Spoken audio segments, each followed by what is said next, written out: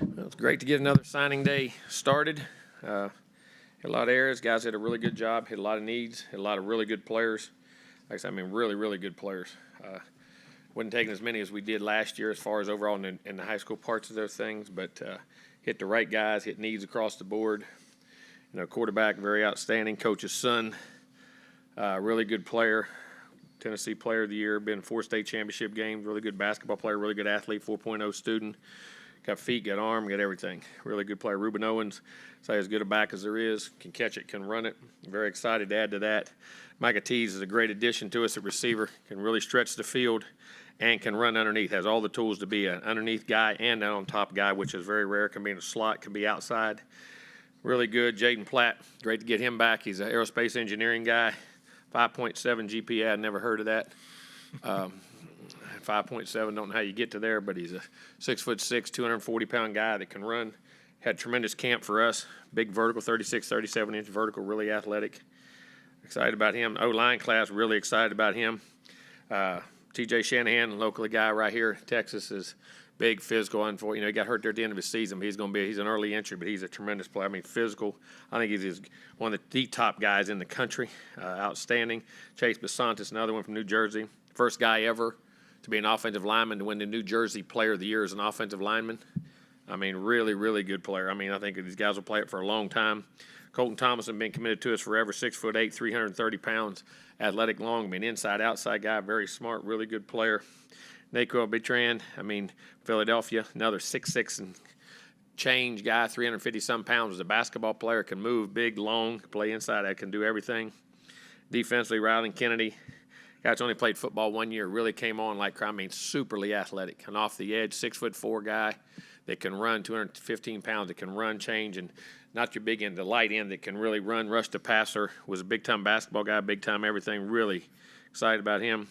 Sanford, Damien, linebackers, like I said, we had in camp, athletic as anybody we've had. Ran under 4.5, vertical 39 inches, played great down there. Chance Johnson, another guy here, local guy from College Station, can run, play, jump, testing, and like I say, worked out great in the summer for our workouts. Going to be outstanding guys. Just moved to linebacker 1 year and played up and made all kind of plays. Can run, with great special teams guy and linebacker. York, they're in from Temple, really good, very instinctive, extremely physical, tough, really good player. Safety is Dalton Brooks, I've said all along, he's a running back, a receiver, DB, can play every position, multiple state championship guy, and he did everything for them, offense, defense, special teams.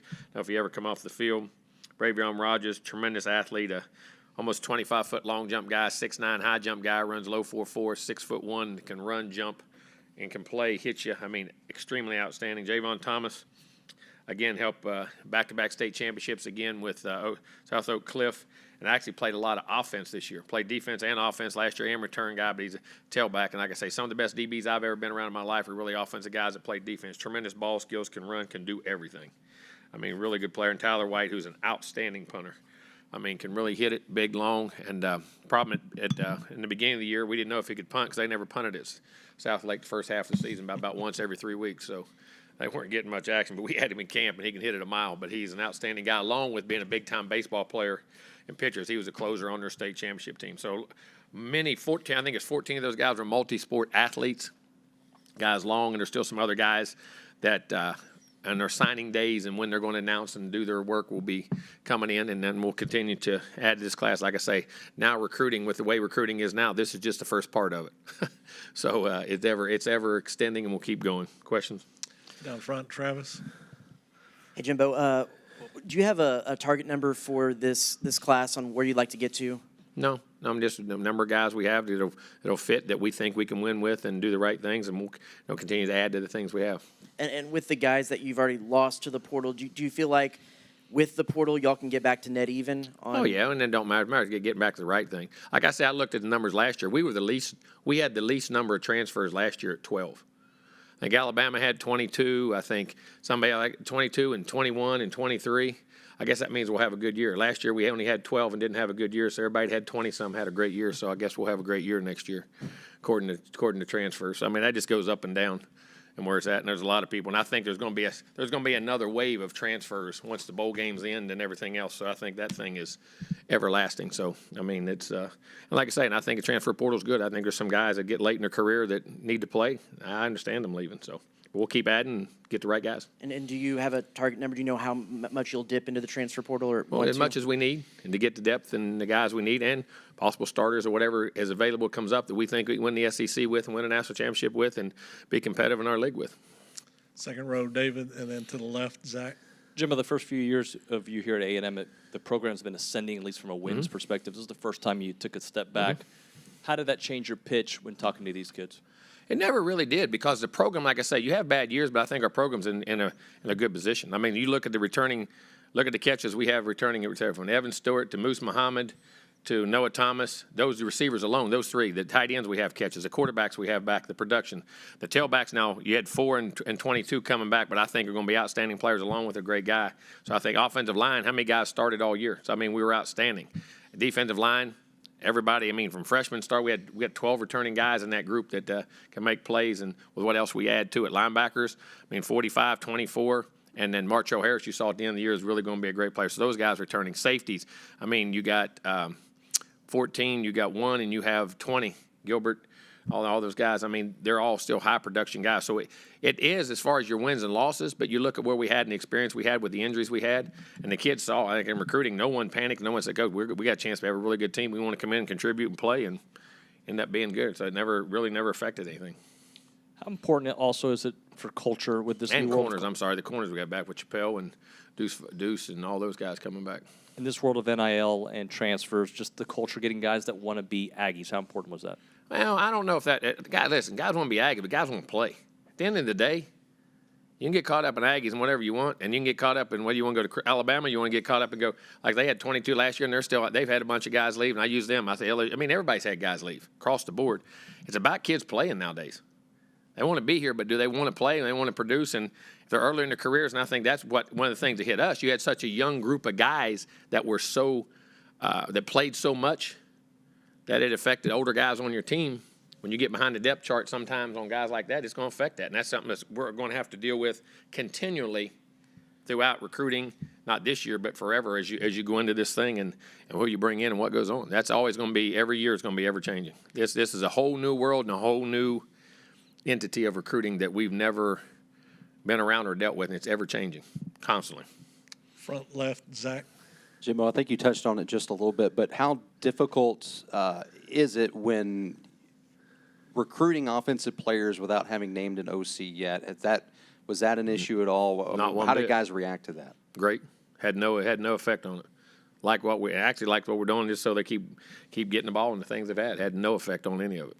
And you spoke some about the changes of everything, and I know that we've asked you these questions throughout the year, but, I mean, overall, did you ever picture things going this way as far as transfer portals, NIL, things like that? You mean in college football? Yes, sir. I knew eventually pay for play. I didn't know if it NIL like it came about. And like I say, the problem with all of it is there's no consistency in rules. And then when you get into the portal, there's so much tampering going on. It's utterly ridiculous. I mean, it's a joke. It's an absolute joke in ruining college football. And like I heard, I was the coach at UTSA the other day. I think those guys there, and all of a sudden everybody's robbing their players and taking using them. I mean, that level of players. This is not good for college football as far as how it's done. I'm not saying being able to transfer is not bad. I'm not saying paying players is not bad. But the current rules and status of how it's done, the way it's done, is ridiculous. I mean, but it is here. So everybody's got the same issues. Everybody's got the same problems. And, the ones that keep pushing the rules and breaking them will get rewarded, and the other ones, you've got to keep fighting, scratching, and clawing to do things the right way, but you can do it that way and win. Always have. Coach, go back behind the lights to the right. Coach, with this being sort of the first full cycle with the transfer portal in effect, how do y'all as a coaching staff? There's been a couple of those, though, really. That's true. How do y'all go as a coaching staff in terms of and trying to get the guys in and figuring where we need to go? You just got to go portal? needs. You just go needs and numbers and where you're at and what you think you have coming back and where you're going to be and balance that. I mean, and that can change whether, starters, depth, whatever you're trying to get. That's an ever-changing thing based off your team and what each team needs. And then I'm just curious about your experience with Chance Johnson, with Coach Johnson on the staff, just what your, Listen, Chance is a guy I've known since he was a kid, but, can run. I mean, can really run. I mean, and it's the first time they played him at DN, which, as I say, is the hard thing right now.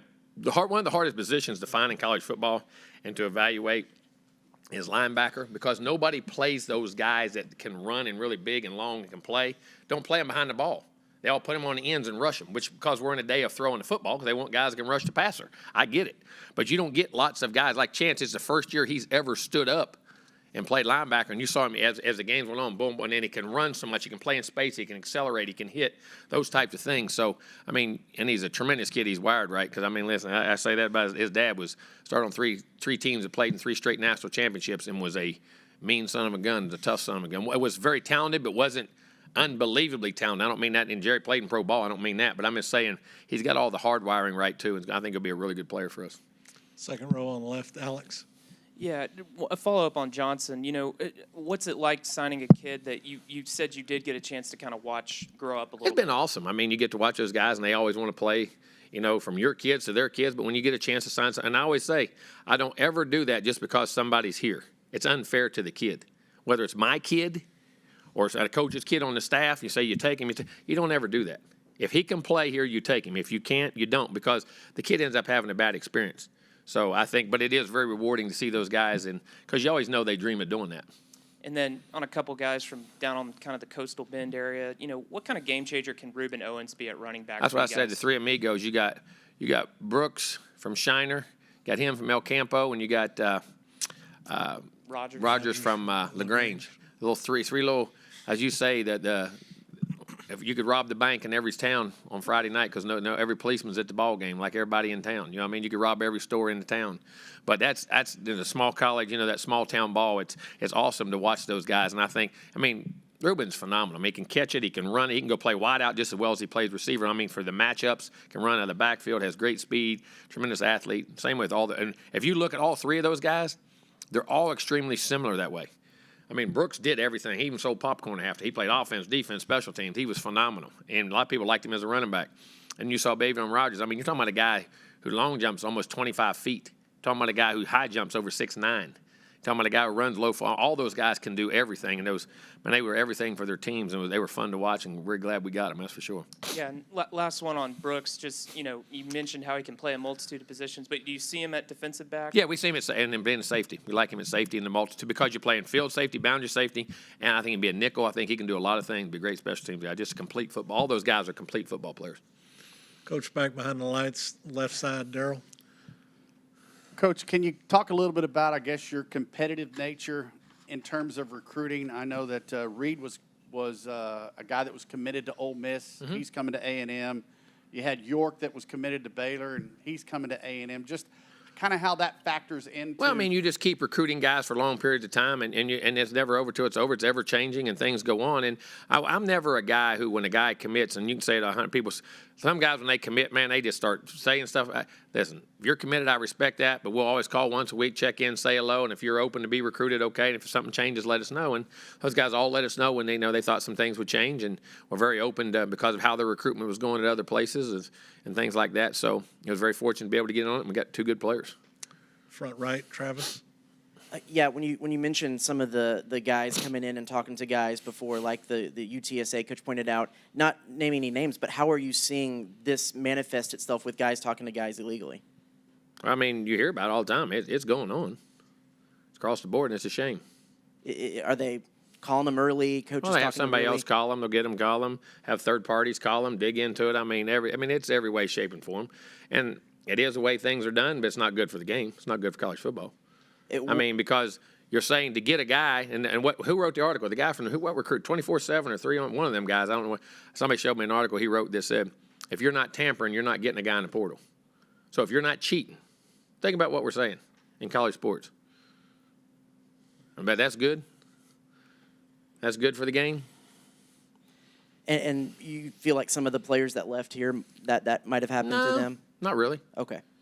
I don't. I really don't. I mean, I think if you go back through our guys, most of our guys were guys that were fifth-year guys, last-year guys, and guys in the chart that, you know, or some younger guys that push by, get a little more playing time, things like that. And you move, and I think that is a tremendous reason, and I get it.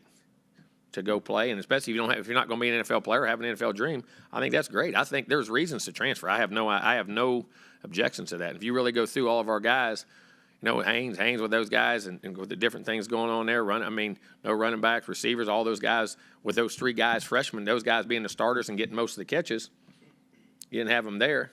O-line, it wasn't, maybe, I don't know if it was any or one, maybe, yeah, well, with the other scenario.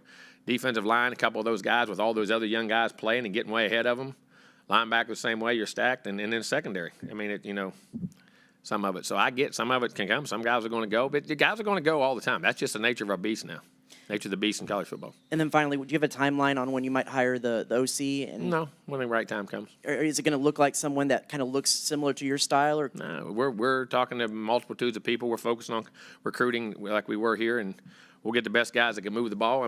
Listen, at the end of the day, just for instance, I had some quality control guys we were talking to hire, and guys have run this offense and that offense and offense. And when you draw it on the board, there ain't a hill of beans between none of it. I keep saying that. Whether it's, you keep saying pro style, run and shoot, or not run and shoot, but was it spread or what do you call it, air raid? All their routes are the same. Just how you do things, how there's multiple little things. Football's football, and over's an over, a dig's a dig. So we'll get the right guy that we think can fit and move the football. Third row on the left, Rob. Howdy, Coach. You always talk about the importance of controlling the line of scrimmage. So you talk about these 4 offensive linemen that you're bringing in. That's what I was just saying. T.J. Shanahan is extremely physical, nasty, plays the game the right way. You go watch his film. Basantis the same way. Thomason the same way.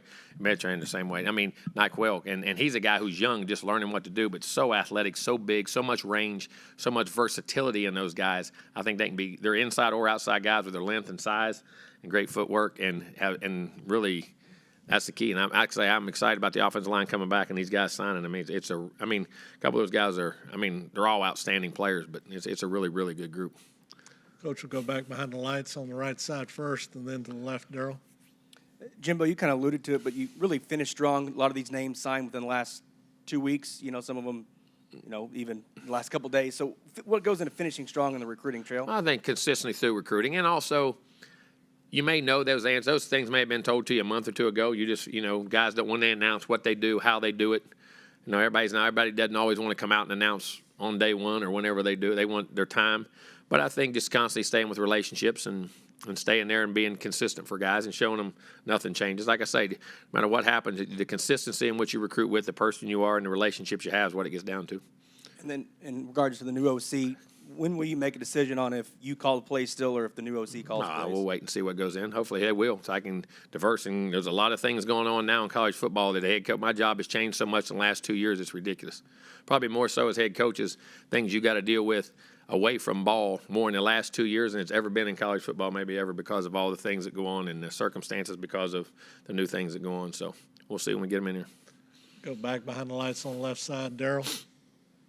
Coach, you mentioned air raid, and this doesn't really have anything to do with recruiting, but can you kind of reminisce a little bit about Mike Leach? Got an interesting story, kind of what he meant to you? No, he was just a very good coach. He did his things in the way he did his way, and he believed in his systems. And like I say, he had great success with him. He had some tough times with him. It's like everybody else, but he stayed consistent with his system and did what he had to do, and threw the football.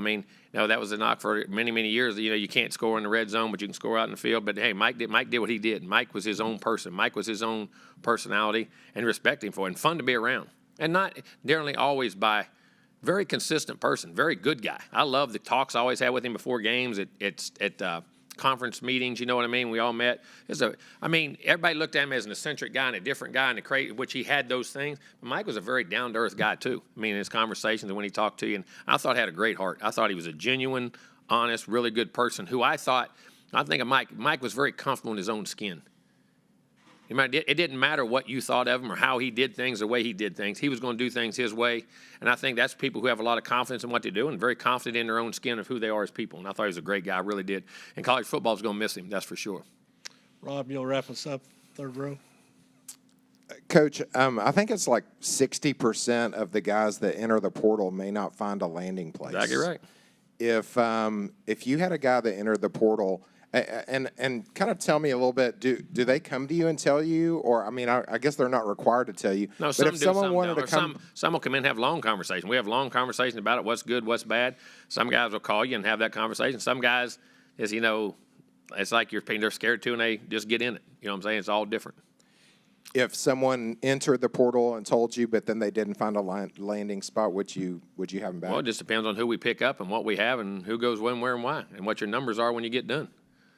I mean, that's the thing. That's a chance you take when you get in it. And unfortunately, listen, I'd love to help them all out, which y'all could, if they didn't get in, have somewhere to find. But sometimes you end up picking up guys and you end up recruiting guys. If your numbers don't allow you, you can't do that. I mean, it's part of the casualties of the things that go on now too. So you can't. I mean, there's guys have came and got back in. Yes, I've let guys back in, but each situation is totally different. All right, Coach, thanks for your time. Unfortunately, in today's world. Thank you.